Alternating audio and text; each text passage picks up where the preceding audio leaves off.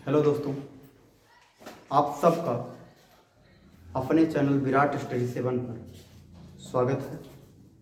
आज हम लोग जवाहर नवोदय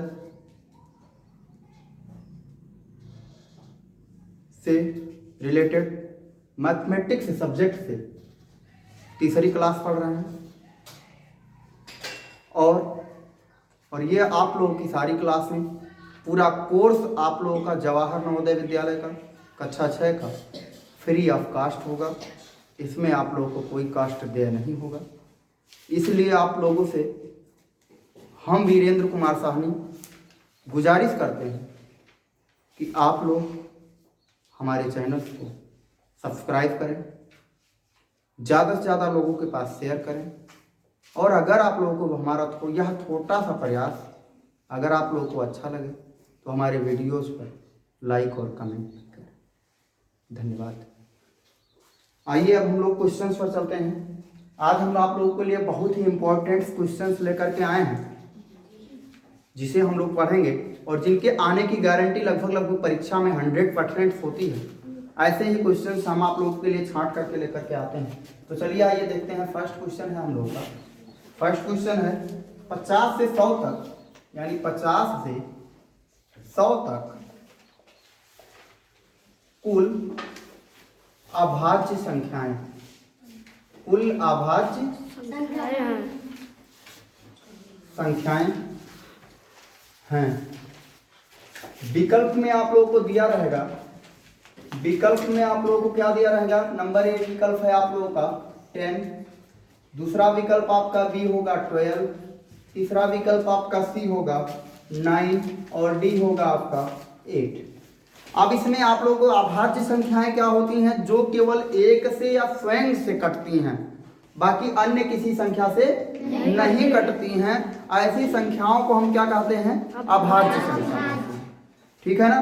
तो 50 और 100 के बीच कुल अभाज्य संख्याओं की संख्या कितनी होती है? अगर आप लोगों को नहीं आ रहा है, ऐसे नहीं याद करके गए हो, या हमारा रटा रटाया क्वेश्चन होना चाहिए। अगर हमको रटा रटाया नहीं है तो हम क्वेश्चंस को लिख लेते हैं। समझ गए? सबसे पहले हम 50 से 100 तक की सभी अभाज्य संख्याओं को क्या करेंगे? लिख लेंगे। तो यानी 50 के बाद में अभाज्य संख्या, हमारा पहला अभाज्य संख्या क्या होगा? 53 होगा। फिर क्या होगा हमारा? 53 के बाद में क्या होगा? 53 के बाद में क्या होगा? 53 के बाद में हमारा हो जाएगा 59 हो जाएगा। क्योंकि अगर हम लोग 57 करेंगे तो 57 में 7 5 12 हो जाएगा ना, इनको ऐड करेंगे तो ये हमारा 3 से कट जाएगा, इसलिए ये नहीं होगा। 59 क्या होगा? किसी से नहीं कटेगा। फिर इसके बाद में क्या आएगा? 61 आएगा। समझ गए ना? 61 के बाद में 63 भी नहीं आएगा क्योंकि वो 3 से कट जाएगा। 65 भी नहीं आएगा, 66 भी नहीं आएगा, 67 आ जाएगा, 69 भी कट जाएगा। फिर उसके बाद में 71 आएगा, 73 आ जाएगा। फिर उसके बाद में क्या आएगा? 79 आ जाएगा। और फिर इसके बाद में हमारा हो जाएगा कौन सा? 83 हो जाएगा। और क्या हो जाएगा? 89 हो जाएगा। और क्या हो जाएगा? और क्या हो जाएगा? बोलो। 97 हो जाएगा। क्या हो जाएगा?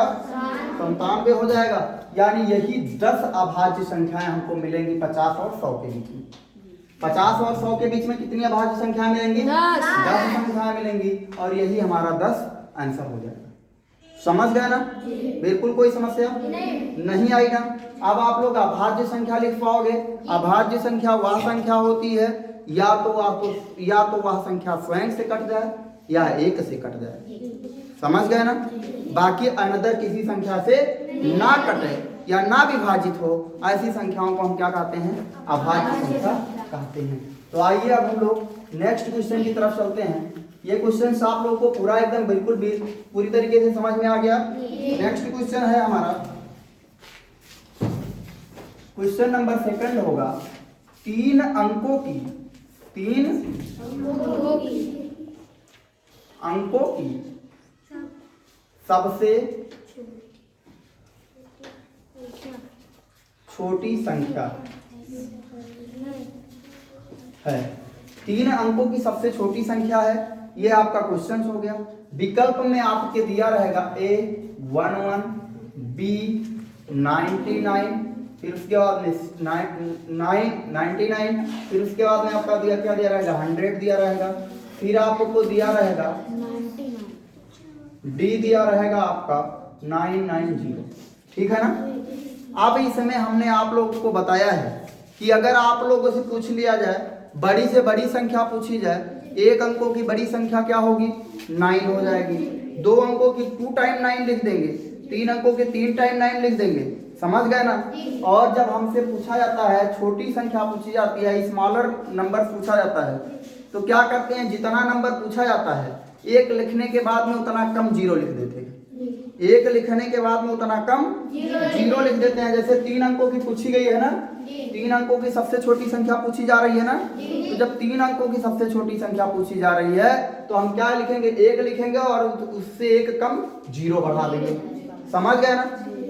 3 अंकों की सबसे छोटी संख्या थी ना, तो क्या किया हमने 1 लिख दिया और 1 के बाद में उस 3 से एक कम जीरो बढ़ा दिया, तो ये हमारा 100 पूरा होगा। यानी 3 अंकों की सबसे छोटी संख्या क्या है 100 है, इसलिए हमारा विकल्प नंबर कौन सा सही है C।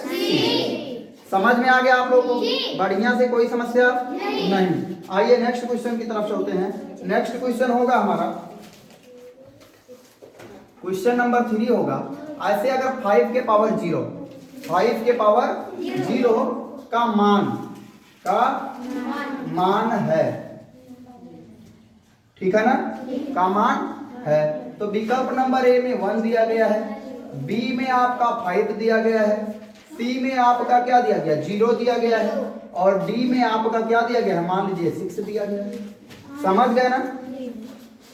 तो अब इसमें अगर हम लोगों से 5 के पावर 0 का मान पूछ रहा है, तो हमको ये पता होना चाहिए कि हमको कोई भी कितनी से बड़ी संख्या क्यों ना हो, अगर उसके पावर 0 लग गया तो उसका मान कितना हो जाएगा 1 हो जाएगा। क्या हो जाएगा 1 हो जाएगा। चाहे जितनी बड़ी संख्या हो, चाहे जितनी बड़ी संख्या जो आप सोच सकते हो, चाहे जितनी बड़ी संख्या जो आप सोच सकते हो, ठीक है ना, उतनी बड़ी संख्या हो, अगर उसके पावर 0 लगा दिया जाए तो क्या हो जाएगा, उसका मान 1 हो जाएगा। समझ गए ना। तो इसमें कौन सा विकल्प सही होगा, कौन सा विकल्प सही होगा, विकल्प नंबर ए सही है। बिल्कुल समझ में आ गया ना। अगर आप लोगों से पूछ लिया जाए 100 के पावर 0 कर दिया जाए, इसका वैल्यू पूछा जाए तो क्या होगा 1 होगा।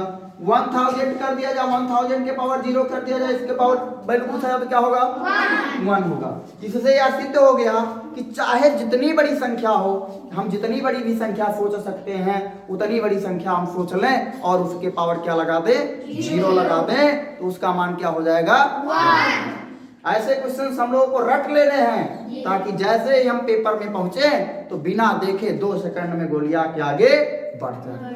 समझ गए ना। क्लियर, कोई समस्या नहीं ना। तो चलिए आगे बढ़ते हैं हम लोग।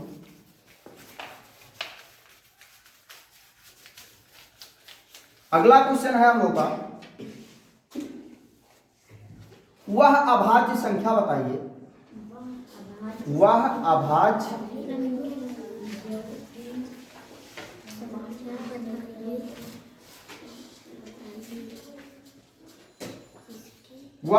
संख्या बताइए जो सम और अभाज्य, जो सम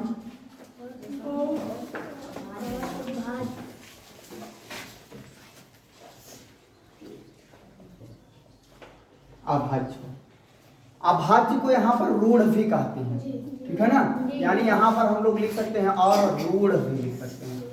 वह रूढ़ संख्या बताइए जो सम और अभाज्य है। अब नंबर लिखते हैं हम, ए में क्या हो जाएगा 2 हो जाएगा, बी विकल्प में 4 हो गया, सी में मान लीजिए 6 हो गया, डी में क्या हो गया 8 हो गया, ठीक है ना। अब हम लोगों को इसमें बताना है बेटा, वह अभाज्य संख्या बताइए जो सम और अभाज्य दोनों हो, ठीक है ना। सम और अभाज्य दोनों, यानी वह सम भी हो और अभाज्य भी हो। अभाज्य होने का क्या गुण है, अभाज्य होने की क्या प्रॉपर्टी है, अभाज्य होने की प्रॉपर्टी यह है कि अगर वह संख्या स्वयं से कट जाए या तो 1 से कट जाए, अनदर किसी संख्या से ना कटे। तो ऐसी कौन सी संख्या है जो स्वयं से कट जाए? कौन सी संख्या है? 2। ये स्वयं से कट जाता है और 1 से कट जाता है, बाकी और किसी संख्या से नहीं कटता। ये सभी क्या होंगे? सभी 2 से कट जाएंगे, 1 से भी कट जाएंगे, स्वयं से भी कट जाएंगे। तो यार ये सभी क्या करते हैं? यानी अभाज्य संख्या होने का और सम होने का प्रॉपर्टी को फॉलो नहीं करते हैं, अर्थात ये तीनों क्या होंगे? नहीं होंगे। और ये हमारा विकल्प नंबर ए। समझ में आ गया सब लोग को? बिल्कुल कोई समस्या नहीं। नेक्स्ट क्वेश्चन पर चलते हैं हम लोग। रोमन संकेत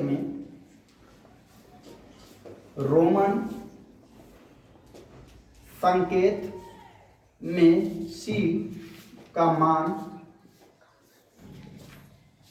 है, विकल्प में दिया गया हम लोगों का 100 दिया गया, बी में दिया गया है हम लोग का 500 दिया गया, सी में 50 दिया गया, डी में दिया गया है इनमें से कोई नहीं, इनमें से कोई नहीं। ठीक। अब इसमें हमने आप लोगों को अभी पिछली क्लास में बताया था कि सी की वैल्यू क्या होगी, उसमें सारी वैल्यू हमने बताई। तो आप लोग बताएंगे, जरा खड़े हो अंतिमा भाषी, और आप बताओ इनमें से सी का मान कौन सा होगा? 100। विकल्प नंबर कौन सा है? ए है। कितने लोग संतुष्ट हैं इस विकल्प से? कितने लोग संतुष्ट हैं? सारे लोग संतुष्ट हैं? कोई समस्या है? अंतिमा द्वारा बताया गया आंसर क्या है? 100 है, और यही बिल्कुल सही है, यानी विकल्प नंबर ए हमारा सही है। नेक्स्ट क्वेश्चन पे चलते हैं हम लोग। नेक्स्ट क्वेश्चन क्या होगा हमारा? रोमन संख्या, यानी ये हो गया हम लोग का। अगला है हम लोग का 1CD, ऐसे इस पर ऊपर से बार लगा दिया गया है, ठीक है ना। IX, थोड़ा सा टफ क्वेश्चन है, से किस संख्या का ज्ञान होता है?